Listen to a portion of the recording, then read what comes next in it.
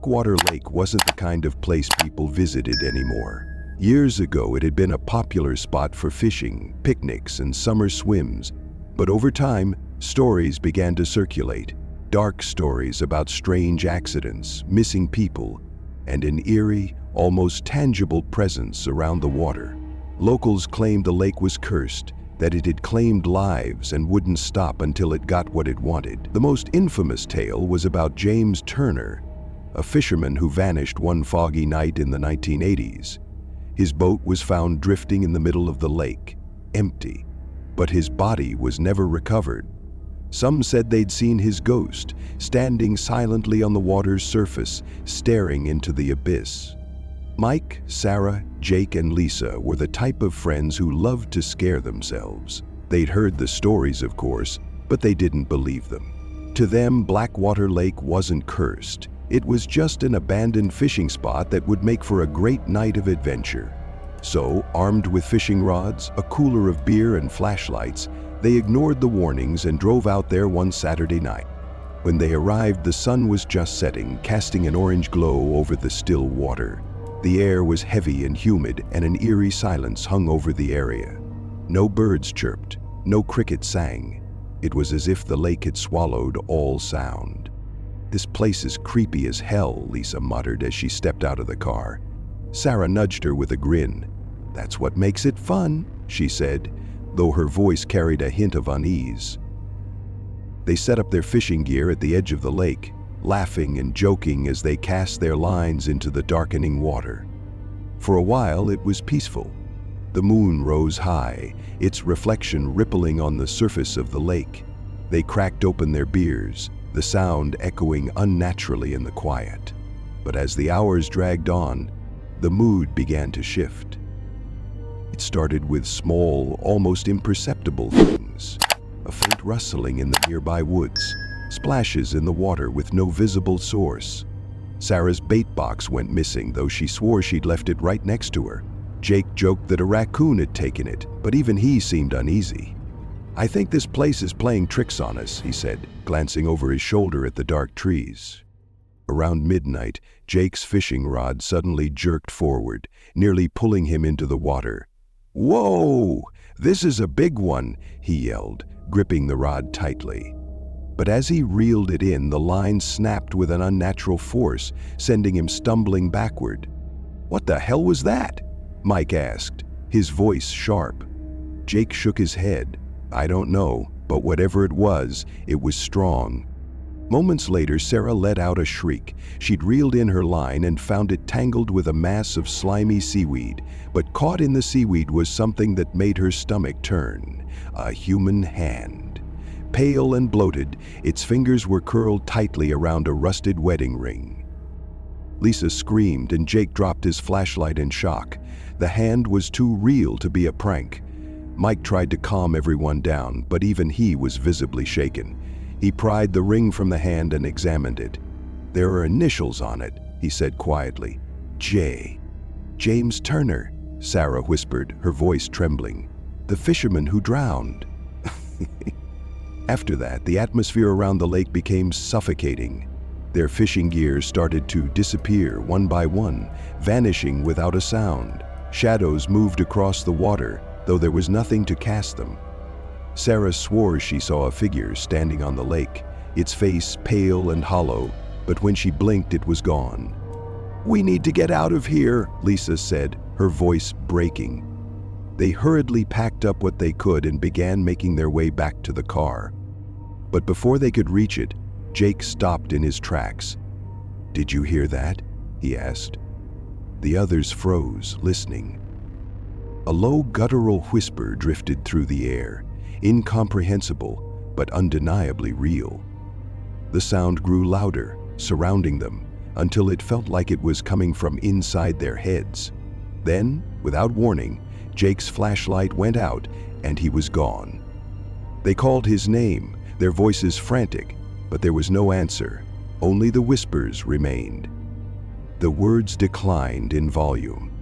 Desperate to find Jake, the remaining three stumbled upon an old fishing cabin hidden in the woods near the lake. The door creaked open, revealing a room coated in dust and decay. Inside, they found an old diary sitting on a rotting table. The cover was marked with the initials J.T. Sarah opened it and began to read. The entries detailed the life of James Turner, a fisherman who had loved the lake but had grown increasingly paranoid. He wrote about hearing whispers, about feeling like he was being watched. The final entry was the most chilling.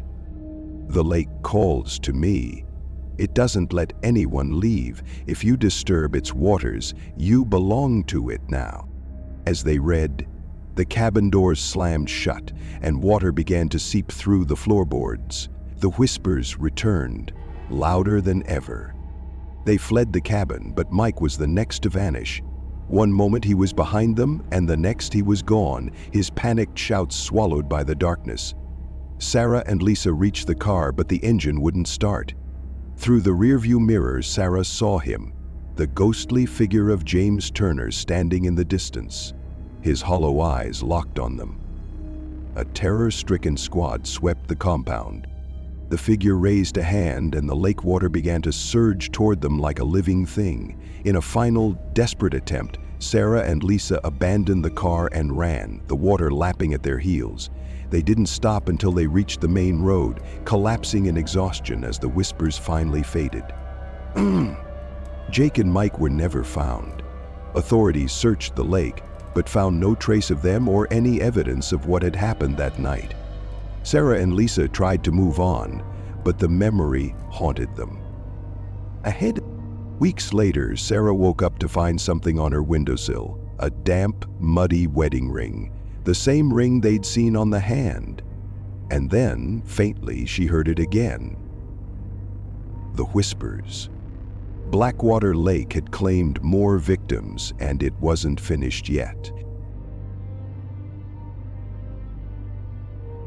Some moments in life seem perfect, etched into memory for their beauty and simplicity. For a father and his son, their fishing trip to a remote river in the wilderness was meant to be one of those moments, but instead it turned into a nightmare they would never forget. This is the story of the river monster incident, a harrowing tale of survival that still haunts those who hear it. It was supposed to be a bonding trip. John, a rugged outdoorsman and loving father, wanted to reconnect with his 15-year-old son, Ethan. Life had gotten busy and their relationship had grown distant. So, John planned a weekend escape to a secluded river deep in the wilderness, miles from any town or cell service. The drive was long, the road winding through dense forests and rugged terrain. Ethan wasn't thrilled at first. Like most teenagers, he preferred his phone and video games to the great outdoors. But John was determined to show him the beauty of nature and the satisfaction of catching a fish with your own two hands. When they finally arrived, the river was everything John had promised. Its waters were crystal clear, reflecting the lush greenery surrounding it. Birds chirped in the distance and the sun cast a warm glow on the rippling surface. Ethan couldn't help but smile. Maybe this wouldn't be so bad after all. The first day passed peacefully. They set up their campsite near the riverbank, a small clearing surrounded by towering trees. Ethan managed to catch a couple of fish, and John proudly cooked them over the campfire. They shared stories, laughed, and for the first time in a while, felt like a team. But the next morning, things took a strange turn. As John prepared their fishing gear, he noticed something odd near the water. Several fish lay gutted along the riverbank, their bodies torn open but uneaten. It wasn't the work of a bear or any predator John could think of. The cuts were too precise, almost surgical. "That's weird," John muttered, trying not to alarm Ethan. Later, Ethan pointed out, deep claw marks etched into the bark of a tree near their camp. The gouges were massive, far larger than anything a bear or mountain lion could make. "Dad, what do you think did that?" Ethan asked, his voice tinged with nervous curiosity. John shook his head. "Probably just an old mark. Trees can scar over time." But he didn't believe his own words. The marks were fresh, the edges still raw. The unease grew as they spent the day fishing. The forest seemed quieter than before. The birds that had filled the air with song were gone, and even the insects seemed to have vanished. The silence was oppressive, broken only by the occasional splash of water. Ethan wandered a bit upriver, hoping to find a better fishing spot. That's when he stumbled upon it, an old broken fishing pole stuck in the mud. Its handle was splintered and clawed, as if something had tried to tear it apart. He called out to his dad, who rushed over. John's face darkened when he saw the pole. "We'll stick close to camp from now on," he said firmly. "Do you think someone else is out here?" Ethan asked. John didn't answer. He was starting to feel the weight of their isolation. That evening, as they sat by the campfire, Ethan's fishing line jerked violently. He grabbed the pole, excitement flashing across his face. Rachel said, "I've got something big," he shouted. John hurried over to help. Whatever was on the line was strong, nearly pulling Ethan into the water. They struggled together, but just as they thought they were reeling it in, the line snapped. Ethan fell backward, landing hard on the ground. "And what was that?" he gasped. John stared at the water, his jaw tight.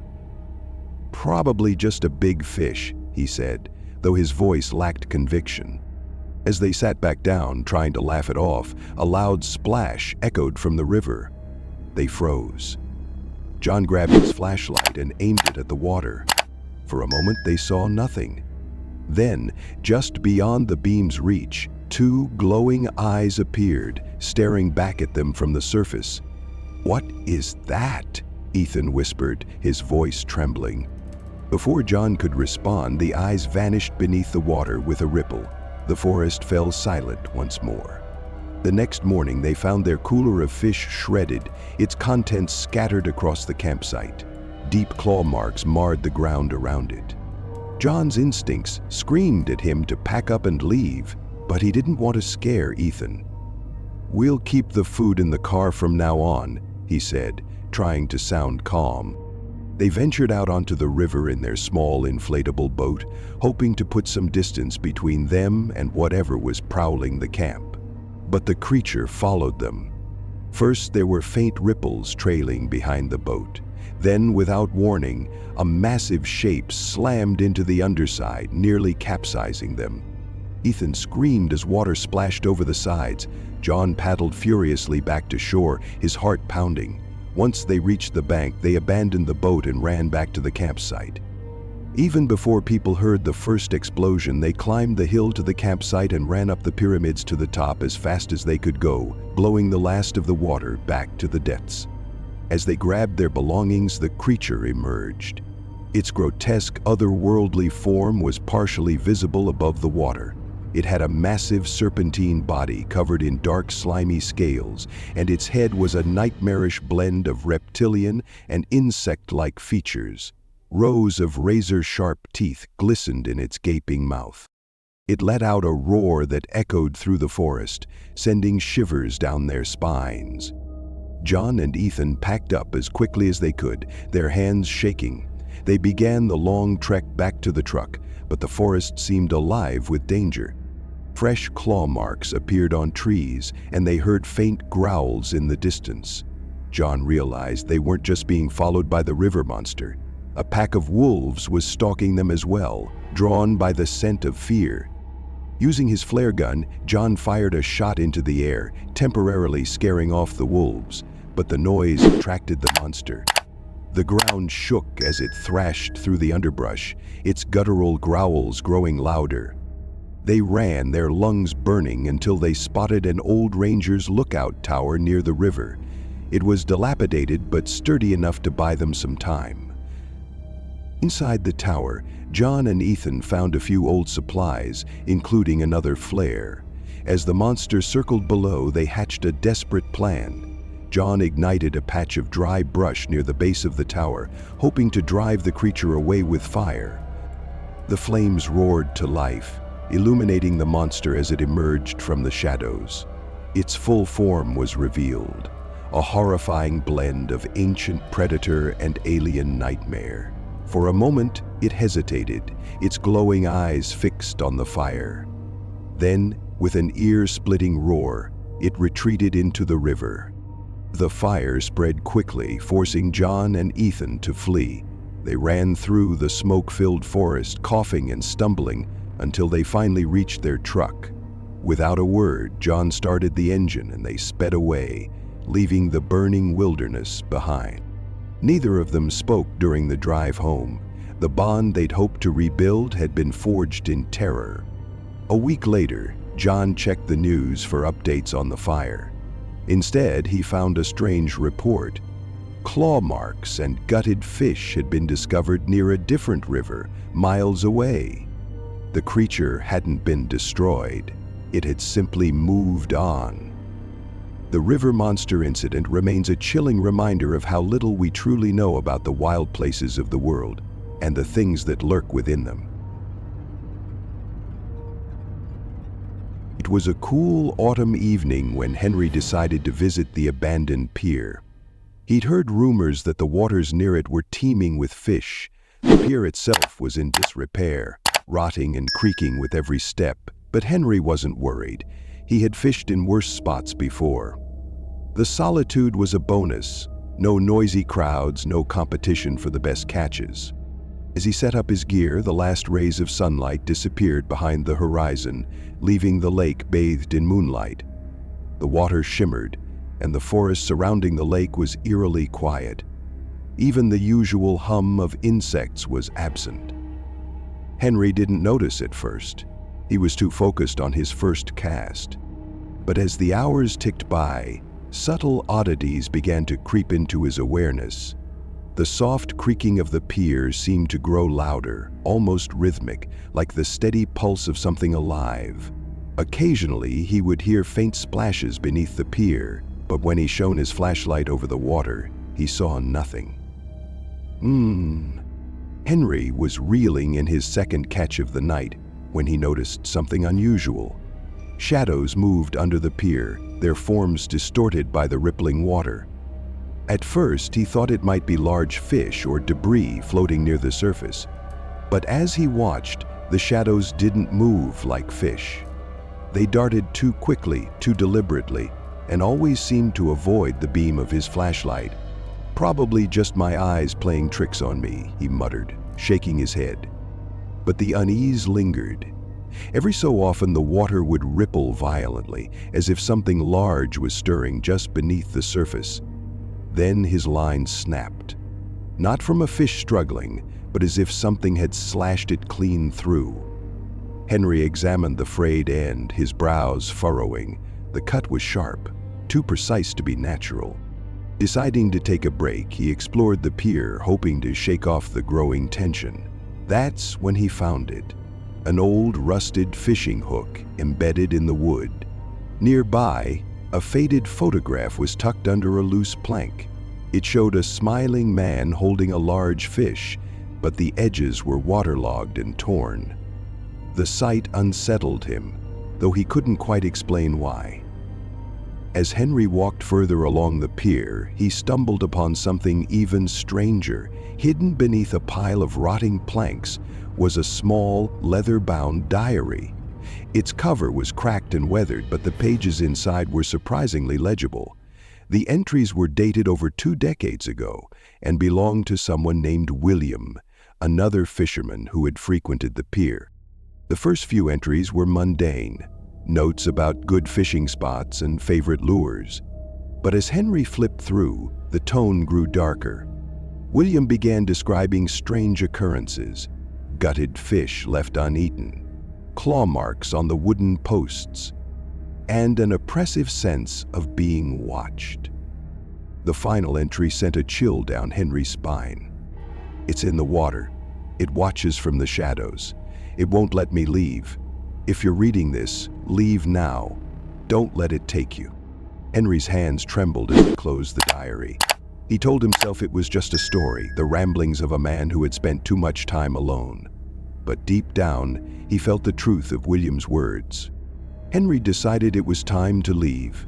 He packed up his gear quickly, the hair on the back of his neck standing on end. But as he turned to walk back, he froze.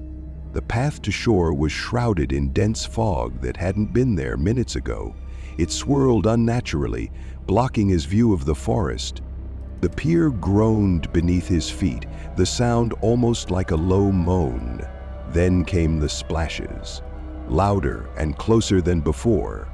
He turned toward the water, shining his flashlight over the surface. For a moment, he saw nothing. Then the shadows emerged. They weren't fish. They weren't even human. The shapes were vaguely humanoid, but their forms were twisted and distorted, as if the water itself was holding them together. Their glowing eyes fixed on him, unblinking. Henry backed away, his breath quickening.